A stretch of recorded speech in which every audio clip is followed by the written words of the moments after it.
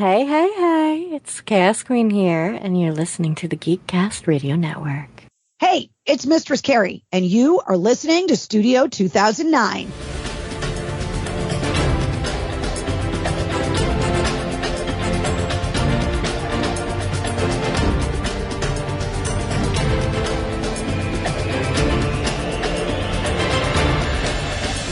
There is nothing wrong with your podcast player, God damn it. Now, your podcasters, there seems to be something very wrong.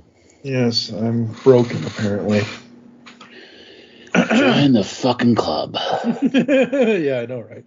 That's what I figured. There is nothing wrong with your podcast player. Do not attempt to adjust the volume. Hello, and welcome back into our studio. You are now inside Studio 2009, only on the Geekcast Radio Network. I'm, of course, TFG1Mike. Joining me once again is that good old Detective Dave Draper. Hello, sir. How are you? I'm well. How are you? Pretty good, pretty good. We are continuing on in this sleuthing of December kind of thing with Columbo. This will be Season 1, Episode 4, overall kind of thing. And these are the Columbo files here inside Studio 2009, and we are starting at the beginning and going all the way in order. As always, we are telling you that the main source to watch this online is Tubi.tv. And today we watch as Death lends a hand. Nice guy, that Death. I like his cloak. I met him once when I went over Niagara Falls in a barrel in 1992. Yeah, I'm a big fan of the I don't know what's it called, the Final Destination movies. Yes. Particularly when I'm on the highway, I think of them often. Well, I mean, roads in Illinois. How can you not? Yeah, roads in Illinois. How can you not think of? Jesus. Found one of those trucks with like tractor tires on it, like that's a Final Destination. Yep. And I've actually it's become like a running thing when I'm driving down to St. Louis on the regular that there'll be some truck that's dropping something all over the road. Yep. Downspout extenders, just random bits of iron, recliners. That was fun. You ever watch a recliner fall under the wheels of an 18-wheeler right in front of you? I have. It's great. Did the truck go up, or did it just the truck pulverized it? But there are staples, there are nails. So I was like, oh, good, I get to drive over the exposed wreckage as opposed to swerving away from because there was nowhere to go because there was traffic everywhere. It's great. It's just I love driving in any kind of semi-urban environment with other people. I love it. My favorite thing. Yeah, that's the problem with driving. It's the other people that. It's the other people. Yep. Now, one thing I didn't know that Wikipedia pointed out to me, and I'm sure you knew this, but well, sure. Death Lends a Hand won an Emmy for writing and is known for the glasses effect after Brimmer's kills Lenore. Yeah. Oh, man, I hadn't seen something like that in forever. That was so cool. I love that presentation. You just lost your leverage. Oh, and one other thing. I'm also going to tell him about the way you run your business. Wouldn't advise that. I'm sure you wouldn't. Because whether he forgives me or not, he's going to despise you for lying to him. And Arthur's not the right man to have for an enemy. Good night, Mr. Brimmer. Kennicott, I want you to reconsider. Your husband has some very powerful friends. That's right. Now, if you'll please excuse me. I cannot permit you to do that. Well, you don't understand. It's not your choice. You let go of me. Let go. Well, I mentioned in the previous episode that this one got pretty artsy, and that was the artsy moment. Yes, and it also I mean, spoiler alert for the end of the episode, it plays into the fact it's the murder and the aftermath is reflected in his glasses, and yet the thing that catches him are her contacts. Yep. So it all comes back to eyewear. Yes. And glass. Like at the time, I thought it was just like because she hits a glass table and there's shattered glass everywhere and little bits of glass dust. Speaking as someone who recently broke a snow globe, like glass gets freaking everywhere. So I'm surprised he got that cleaned up as well as he did. Yeah, I'm surprised there wasn't a couple of shards of glass that Columbo would have found or kind of thing. I've seen this episode before. A long time ago. Like I said in the other episode, I kept getting it confused in my head with another episode. But I was like, so they're going to find, because she hits the glass table and the glass shatters and it makes a big deal out of the fragments. And I'm like, is that how they're going to get them? They're going to find that there's bits of glass in her hair? Because, again, I had to clean up a broken snow globe recently. So, I thought were they going to find bits of glass in her hair? And nope, that had nothing to do with it. Yep. Not a bit to do with it. But nope. We'll get there. Not at all. Yes, we will. But yeah. I love this episode. This was fun because you basically have the police in Columbo going up against, private detective agency guy with Carl Brimmer. Played by Robert Culp. Yes, sir. Robert I Spy, and he was in I Spy. He was in Greatest American Hero. Yep. Again, another fixture of 70s television. Oh, yeah. He was in Bonanza. He was in PT-109, Sunday in New York, Alfred Hitchcock Hour. I mean, he may have been in an episode of Bonanza. I don't think. Yeah, no. Yeah, he was in season 3 episodes. I mean, he was one of the main guys in I Spy, and he was. Yeah. He was a CIA guy in Greatest American Hero. He was a government spook guy. He wasn't the hero. He was a government guy. They even made a figure of him out from Mego.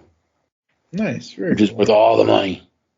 And it's in your basement. No, it's worth all the money, and I do not have that in the basement. I would if I could get the main character had like a little VW bug. They had the bug, they had the hero, and then they had Robert Culp's character as Mego figures. I'm like, oh, wish I had that set. But I wish I had that set, but I'd also like to feed myself for a couple of months. So, make that choice every now and then. Yep. Absolutely. But yeah, no, he was a great foil for Columbo. He was a good one. Yeah, absolutely. And I love I love Ray Milland. Ray Milland, yeah. Yeah, I love that guy. That guy was cool. That is one of those, I remember actors like him who played that character, the Kennicott character. Yeah. He's basically kind of a William Randolph Hearst kind of character. Yeah, pretty much. But yeah, and honestly, this is probably the only thing I ever saw him in.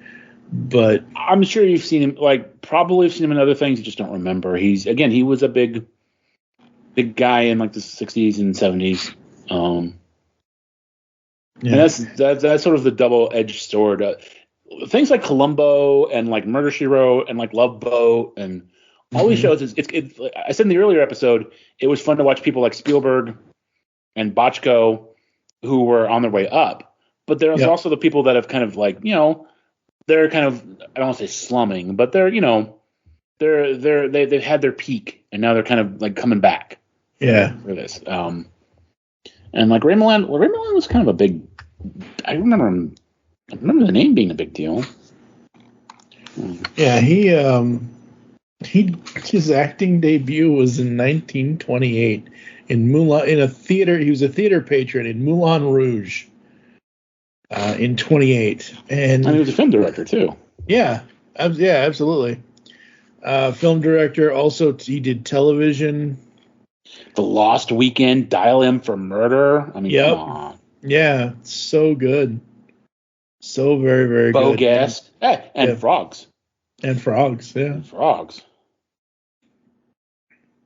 He was in, later in 78, he did Battlestar Galactica, the theatrical release of the television film. I remember him. He was one of the council members. Yep, he was Stupid civilian rule will never work. Yep. He was in 1976's Aces High. I mean, again, the thing about Columbo, folks, if you haven't been listening to the podcast and you're just joining us now, these are all older actors and actresses. Some of them are, yeah. Well, the guest star tend to be older actresses, actors and actresses. Well, because this is the 70s. This isn't like everybody had to be 20 years old. Yeah, exactly. Yeah, it's so fun. absolutely. So Brimmer is one of those guys that wants to be a nice guy, but his anger. He? Well, does he?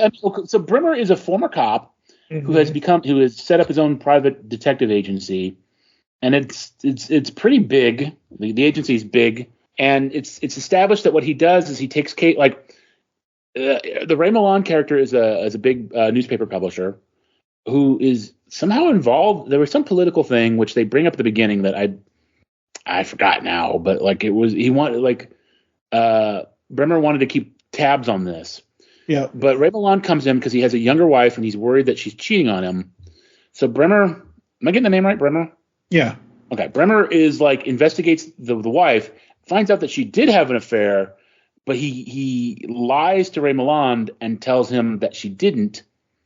And then he goes to her and he's like, and she's actually, he puts it on like a conference call kind of thing.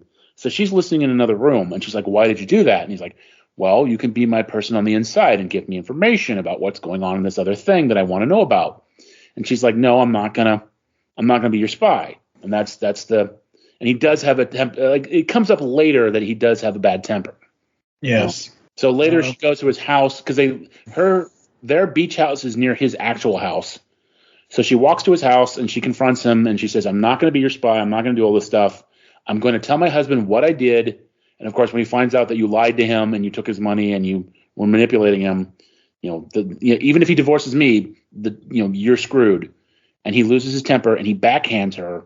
And she goes down into a glass table, as we mentioned, which shatters. And then there's this whole sequence reflected in his glasses of him cleaning up the mess and getting the body wrapped up, taking her out to a construction site, dumping her, and then he takes 10 minutes to take off one of her rings. I was I feel sorry for the actors. I'm like, that had to hurt. Yeah, that really had to hurt. He was working on that ring. It was not coming off. No. To make it look like she got mugged and killed, and then the body dumped, and then he drives off. Yep. See, that's I'm glad you said it was a construction site because I think too, but I don't know because my note was body in the middle of the parking lot or street or something. No, it wasn't a parking lot. It was muddy. Okay. And there was a crane or something in the background. Yeah. Then it was probably a construction site. Yeah.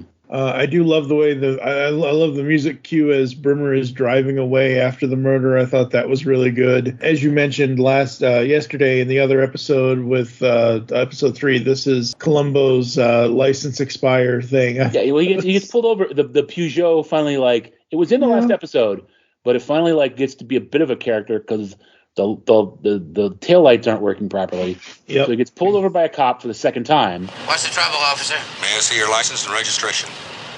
Turn signal, right? The right one. It's the second time I got stopped today. I'll tell you, I'll get those things fixed as soon as I can.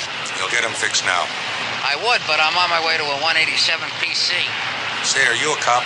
Yeah, Lieutenant Columbo. Well, I'm sorry, Lieutenant. I flagged you down. Oh, that's all right. You're just doing your job. Listen, I'll get those things fixed.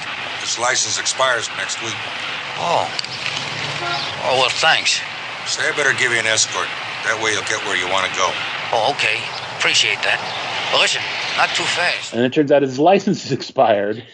Yeah. But he points out he's a cop, so the other cop's like, okay, well, I'll give you an escort to the place so you don't get pulled over a third time. Yep. Absolutely. My wife counter, he talks about how him using the reading lamp at night in bed drives her crazy. I like how, again, as Brimmer and Columbo are going back and forth in the scene where Columbo figures it out. Oh, so the killer was left-handed. He figures it out immediately. The minute he meets Bremer, he does the whole thing with the palm reading. He's like, my nephew is into palm reading her. I can read people's palms. And he does the other guy. He does Ray Milland's hand first. Mm-hmm. Like, let me see your hand, sir.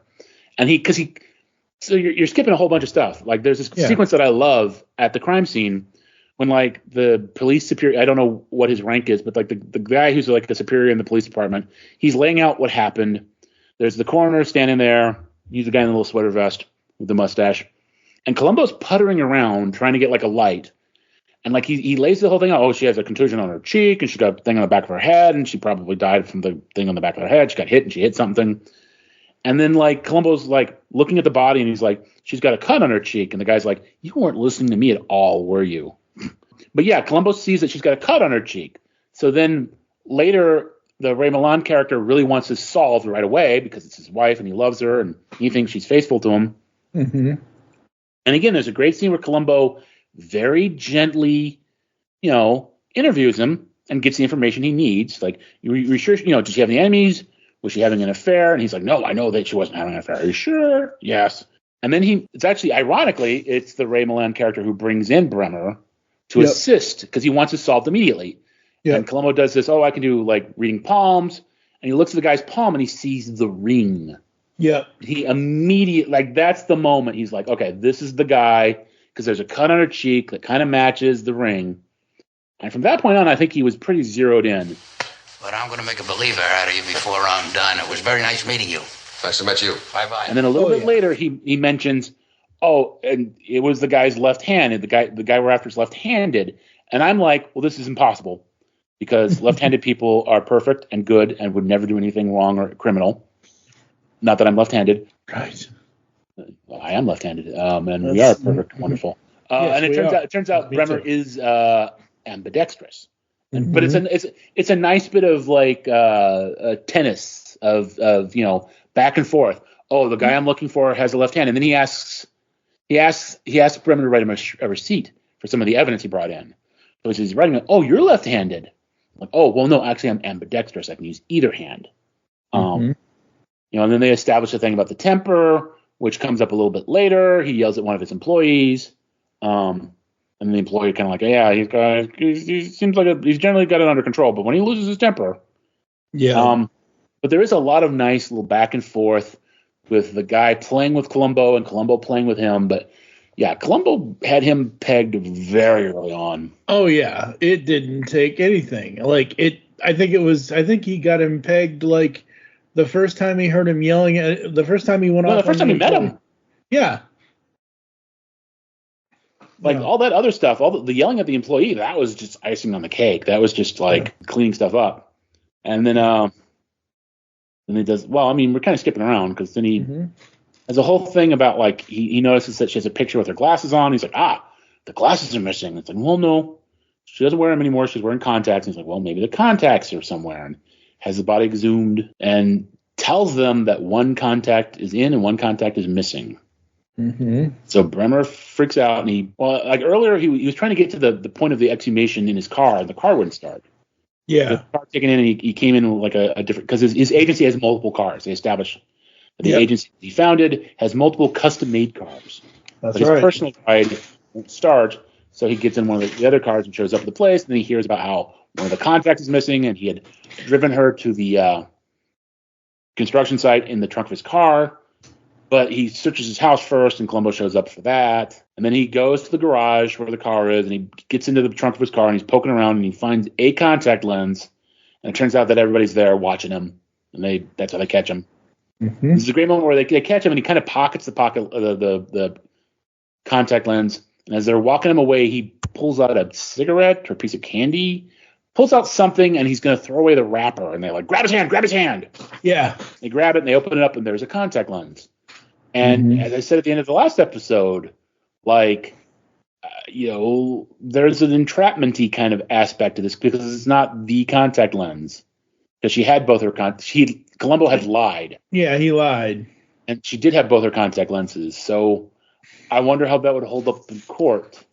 Well, there's nothing wrong with him lying directly to a suspect, but I think there is, actually. No. I think nowadays there is. Maybe in the 70s you could still beat the crap out of people and get a confession that way, but I'm pretty sure nowadays you cannot lie to a... No, they can lie.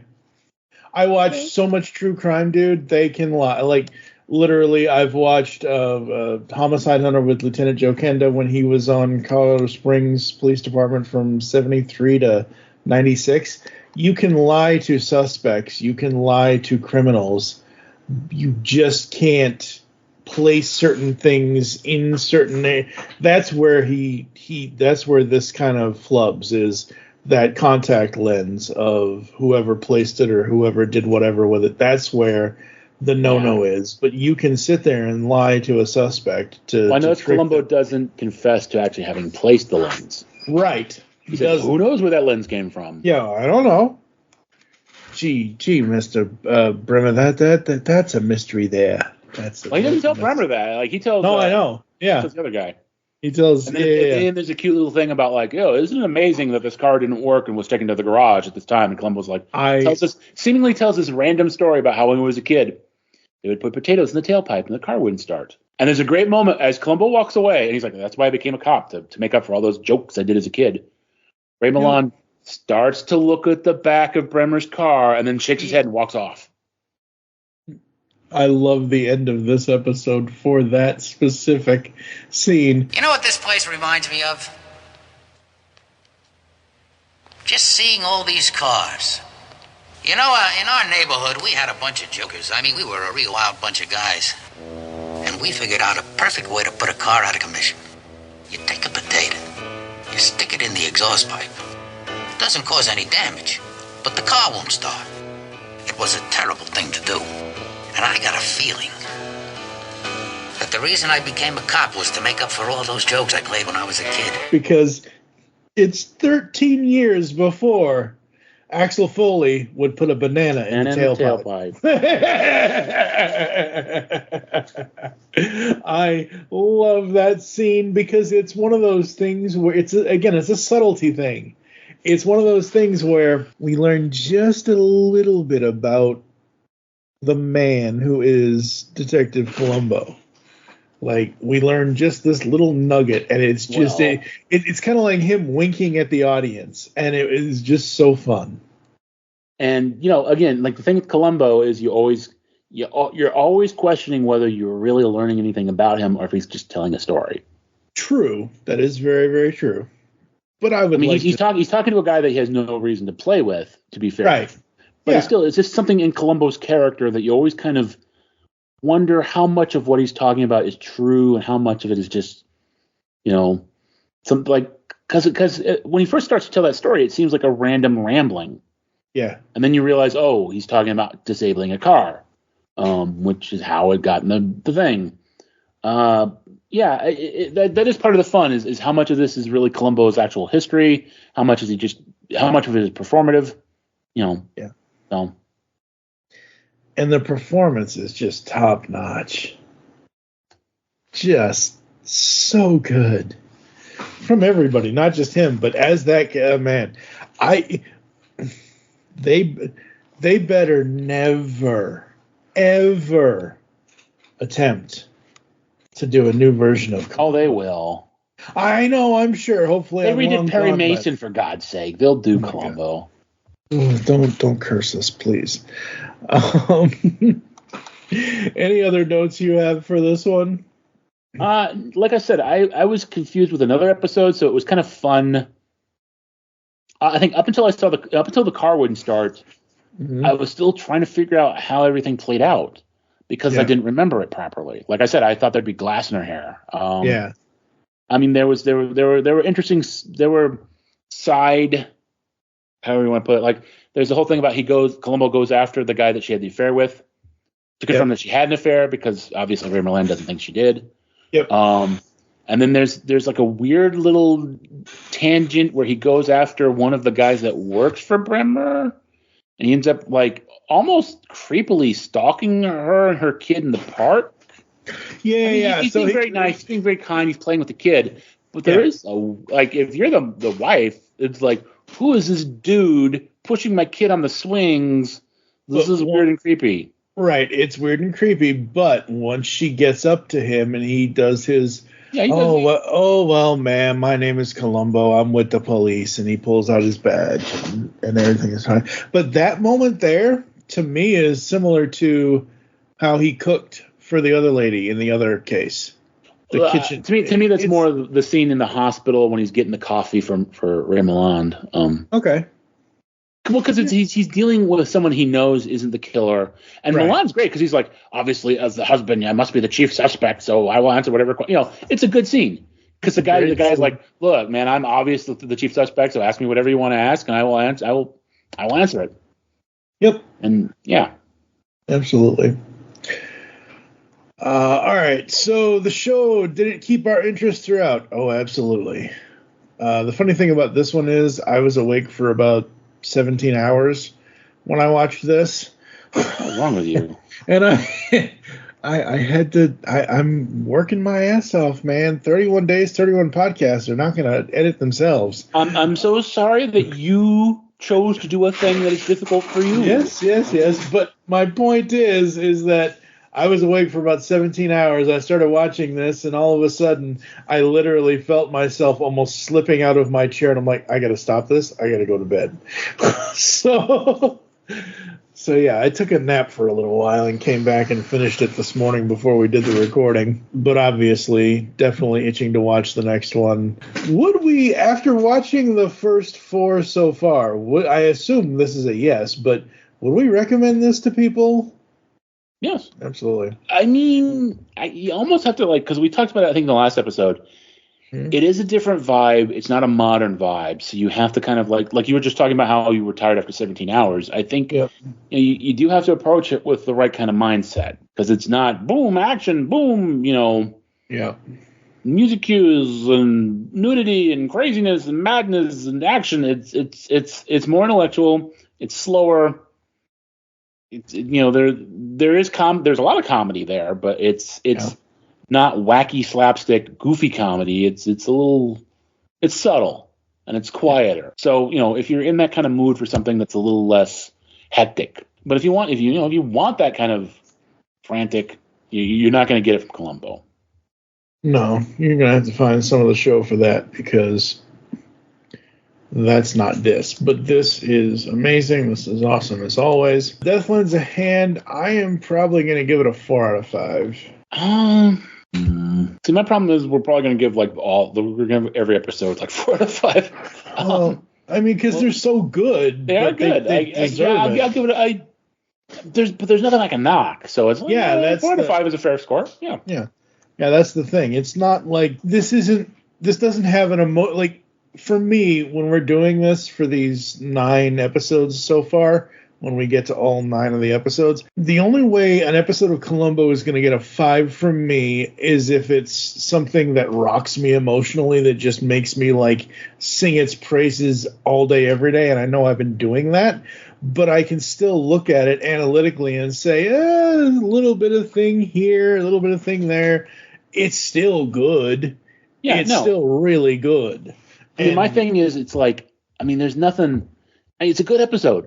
There's nothing I can say I hesitate giving it the 4, but it's but there's no reason. There's nothing against it to knock it down even to 3.5. You know what I mean? Yeah. There's no negatives. Yeah. No, it may not be the best episode ever, but it's still really solid. My thing. This is petty, and it is an entirely personal thing, but there's a certain character who's missing. And once we get to that character, then we can start talking about 5s.